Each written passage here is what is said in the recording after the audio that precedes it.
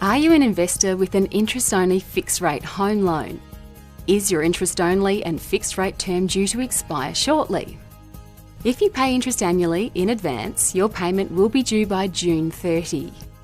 To qualify for potential tax benefits and depending on your loan type, you may need to have everything resolved and annual interest paid before end of financial year, which this year falls on a Saturday. Here's some tips to help you get organised for your fixed-rate loan rollover. There's several options available.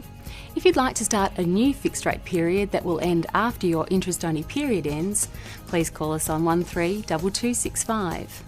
We'll need to talk through the next steps as you'll need to apply for a new loan. This can take a few weeks to organise, so it's best we start as soon as possible. If you'd like to start a new fixed rate period that will end before your interest only period ends, you won't need to apply for a new loan. Just contact us to choose your new fixed rate period. If you don't want to refix your home loan interest rate, then your loan will change to a variable rate at the end of the fixed rate period.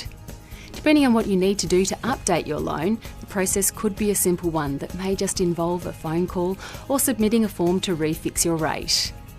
If we need to issue a new loan contract, it's best to allow 4 weeks for the process to be completed.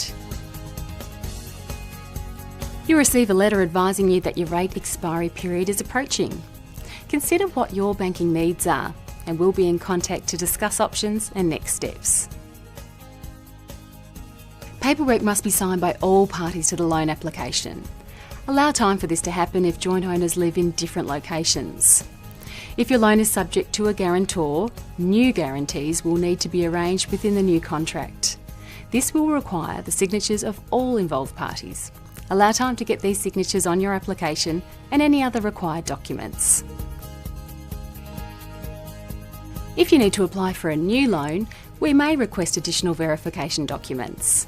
If you're self-employed, you may need to provide financial records dating back over the past 2 years from your accountant.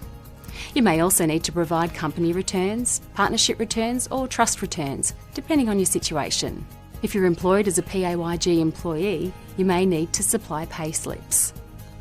An updated property valuation may not be required in all cases, but if it's needed, allow 48 hours for your banker to arrange this.